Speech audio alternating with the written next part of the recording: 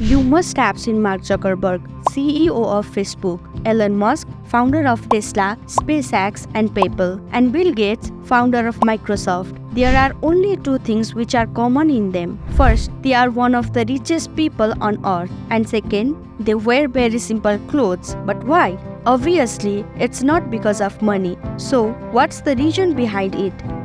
Once upon a time, there was a man named David who owned a big store called SunMart. David was super rich, but he never showed it off. He liked simple stuff and always wore regular watch. One day, in a meeting with his workers, he noticed one of them, Sarah, wearing a shiny watch covered in diamonds. Everyone was looking at it, impressed. David stood up and said, "Hey folks, look at my watch. It's just a plain one, like me. I could buy lots of fancy watches, but I don't, cause what matters is how we treat each other, not what we wear." Sarah felt a bit awkward, but David smiled kindly. "No worries, Sarah. We are all different. It's what in our heart counts." After that, everyone at SunMart liked David even more. They worked hard and treated each other nicely, remembering that it's not about flashy stuffs but being good to one another. And Sarah, she decided to switch her diamond watch for a simple one like David's, and little reminder to stay humble and kind.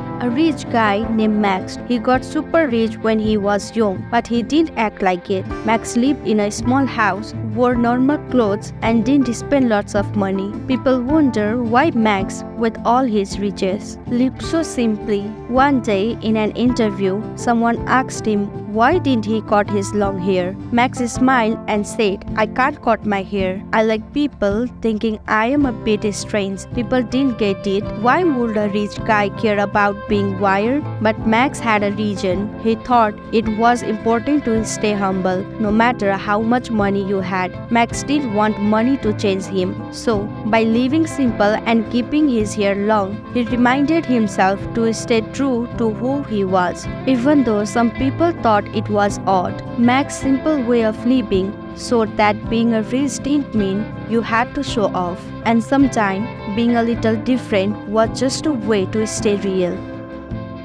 In 1981, Brazil had a big problem with trash. The streets were dirty and it made everyone sad. So, the government made a very strong ad. In the ad, there was a place where people hang out, like a park. Some were reading, some were sipping coffee, and some were smoking. When a bus came, everyone got on, leaving lots of trash behind. Then, the ad showed a picture of a man looking very sad on a big sign. The government hoped this ad would make people stop littering, but there is a thing called social proof. It means we copy what others do, whether it's right or wrong. So, even though the ad was sad, seeing people litter might have made others think it was okay to do the same. It's like we are drawn to people who are like us, even if they are doing something wrong. Let's take the example of a woman named Maya. She was a smart businesswoman who loved selling her products directly to people. Maya knew that dressing casually helped folks feel comfortable around her. Even though Maya was successful and had plenty of money, she believed in simplicity and humility. There was a kind-hearted man named James. He was wealthy, but you wouldn't guess it by looking at him. He lived in a cozy house and enjoyed blending in with everyone else. He believed in treating everyone with respect and warmth, regardless of their wealth and status. Now, let me tell you about the founder of Facebook, Mark Zuckerberg, a guy who wore the same plain shirt every day. He is wealthy, but he didn't want people to see him as fancy. His simple clothes were a way of showing that he was just like everyone else, despite the fact that he is the richest person on earth. These remarkable individuals all shared a common belief that true wealth lies in kindness, humility, and staying true to oneself. Despite their success, they remained grounded, approachable, and focused on the things that truly matter: love, friendship, and making the world a better place.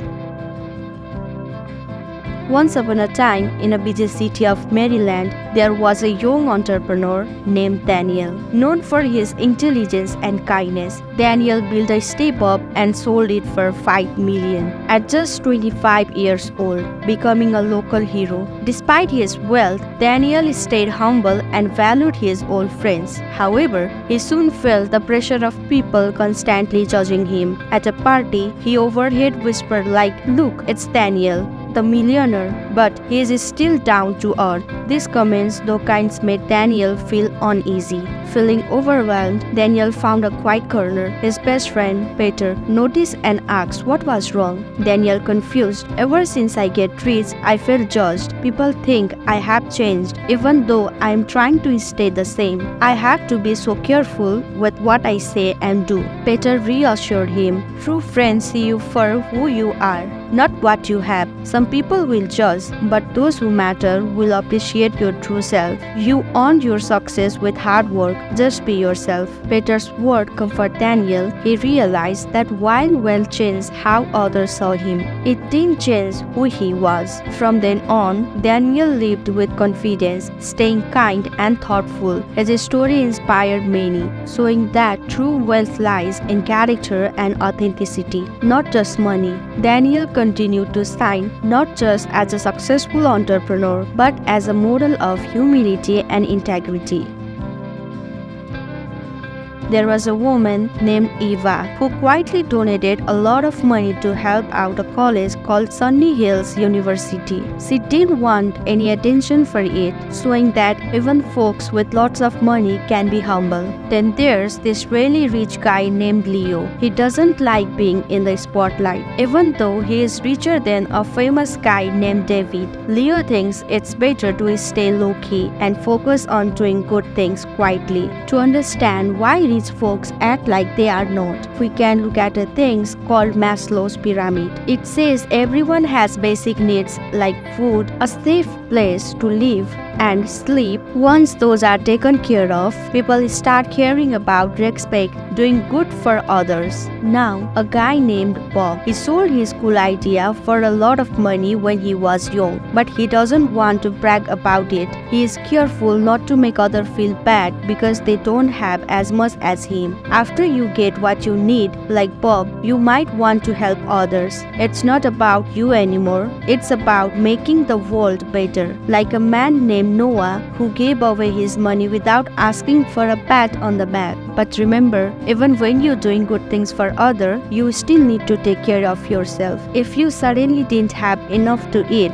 you'd stop helping others until you were okay again. Lastly, there's a man named Charlie. He's really respected in his job, but he doesn't care much about fancy clothes. When he met the big boss of the country, he didn't worry about his wrinkled shirt. He was too busy sharing his smart ideas. That's what mattered most after all. This teaches us three fantastic psychology concepts: social proof and tribes, which means if a wealthy person appears relatable like regular folks, they become more trustworthy and relatable, leading to increased sales. Second, we have a normal lifestyle and become part of a tribe. We have seen the example of Daniel, who prefers to maintain a simple lifestyle and be part of his tribe. He wants to stay simple because, first, he likes this lifestyle, and second, he wants to people around him to see him the same way they did before he sold his startup. The other concept discussed was Maslow's pyramid, which outlines human needs. It suggested that many wealthy individuals, having reached the self-actualization stage, are unconcerned with others' opinions, focusing instead of personal fulfillment.